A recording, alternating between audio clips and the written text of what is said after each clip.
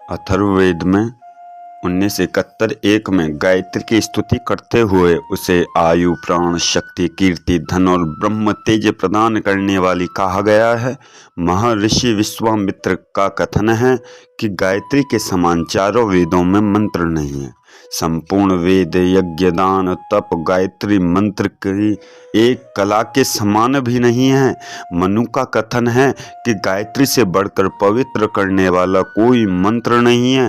जो मनुष्य नियमित रूप से 3 वर्ष तक गायत्री का जप करता है वह ईश्वर को प्राप्त करता है। जो द्विज दोनों संध्याओं में गायत्री का जप करता है वह वेद पढ़ने के फल को प्राप्त करता है। नित्य 1000 जप करने वाला पापों से वैसे ही छूट जाता है जैसे कैंचुली से सांप छूट जाता है। जो द्विज गायत्री की उपासना नहीं करता वह निंदा का पात्र है। याज्ञवल्क्य मुनि के अनुसार वेदों का सार उपनिषद है और उपनिषदों का सार व्याहृतियों समेत गायत्री ही है। गायत्री वेदों की जननी है, पापों का नाश करने वाली है। इससे बढ़कर पावन करता मंत्र और स्वर्ग पृथ्वी पर अन्य कोई नहीं है। गायत्री जन्म लेने वाला समस्त विद्याओं का ज्ञाता, श्रेष्ठी और श्रोत्रिय हो जाता है। पाराशर के अनुसार भक्ति पूर्वक गायत्री का जप करने वाला मुक्त होकर पवित्र बन जाता है। वेद, शास्त्र, पुराण, इतिहास पढ़ लेने पर भी जो गायत्री से हीन है उसे ब्राह्मण नहीं समझना चाहिए। शंख ऋषि का मत है कि नरक रूपी समुद्र में गिरते हुए को हाथ पकड़कर बचाने वाली गायत्री ही है। उससे उत्तम वस्तु स्वर्ग और पृथ्वी पर कोई नहीं है। गायत्री का ज्ञाता निःसंदेह स्वर्ग को प्राप्त करता है। अत्रि मुनि के मत से गायत्री आत्मा का परम शोधन करने वाली है। जो मनुष्य गायत्री तत्व को भली प्रकार से समझ लेता है उसके लिए इस संसार में कुछ भी शेष नहीं रह जाता।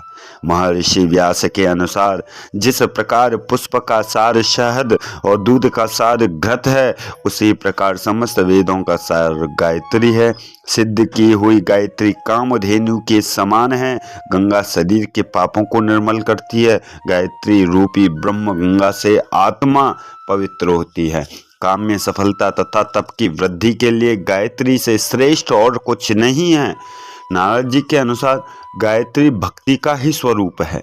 जहाँ भक्ति रूपी गायत्री है वहाँ श्री नारायण का निवास होने में कोई संदेह नहीं है।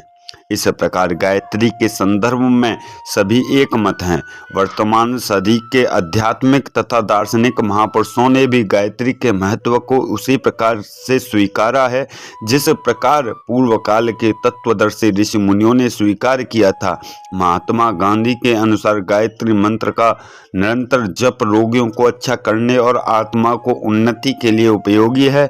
गायत्री का स्थिर चित्त और शांत हृदय से किया हुआ जप आपत्ति काल में संकटों को दूर करने का प्रभाव रखता है।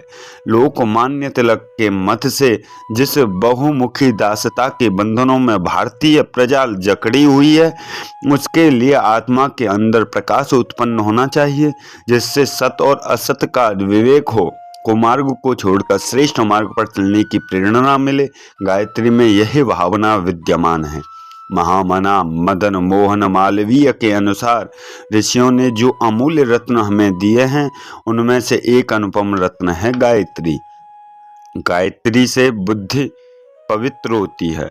ईश्वर का प्रकाश आत्मा में आता है। इस प्रकाश से असंख्य आत्माओं का भव बंधन से त्राण मिला है।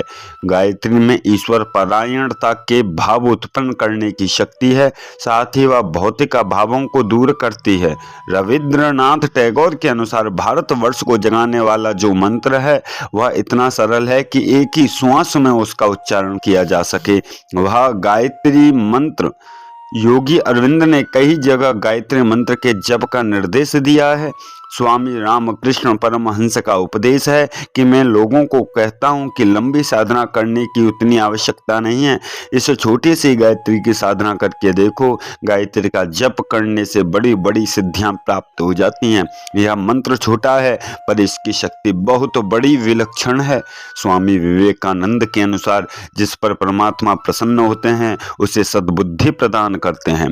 सद्बुद्धि के सत्मार्ग पर प्रगति होती है और सत्कर्म से सब प्रकार के सुख मिलते हैं। जो सत की ओर बढ़ रहा है उसे किसी प्रकार के सुख की कमी नहीं रहती। गायत्री सद्बुद्धि का मंत्र है, इसलिए उसे मंत्रों का मुकुटमणि कहा गया है। जगत गुरु आदि शंकराचार्य जी के अनुसार गायत्री की महिमा का वर्णन करना मनुष्य के सामर्थ्य से बाहर है। बुद्धि का होना इतना बड़ा कार्य है कि जिसकी समता संसार के नाम किसी काम से नहीं हो सकती। आत्म प्राप्ति करने की दिव्य दृष्टि जिस बुद्धि से प्राप्त होती है उसकी प्रेरणा गायत्री द्वारा होती है। गायत्री के आदि मंत्र हैं, उसका अवतार दुर्गुणों को नष्ट करने और ऋत को अभिवर्धन करने के लिए हुआ है। स्वामी राम तीर्थ के अनुसार राम को प्राप्त करना सबसे बड़ा काम है। गायत्री का अभिप्राय बुद्धि को काम रुचि से हटाकर राम रुचि में लगा देना है। जिसकी बुद्धि पवित्र होगी वही राम को प्राप्त कर सकेगा। गायत्री पुकारती है कि बुद्धि में इतनी पवित्रता होनी चाहिए कि वह राम को काम से बढ़कर समझे।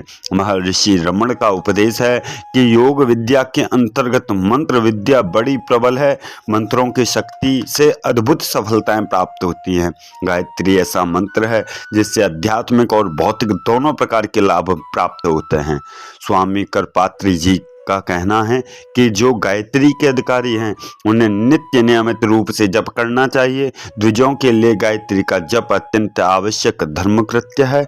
सर राधा कृष्णन के अनुसार यदि हम गायत्री पर विचार करें तो हमें मालूम होगा कि यह वास्तव में कितना ठोस लाभ देती है। गायत्री हम में फिर से जीवन का स्रोत उत्पन्न करने वाली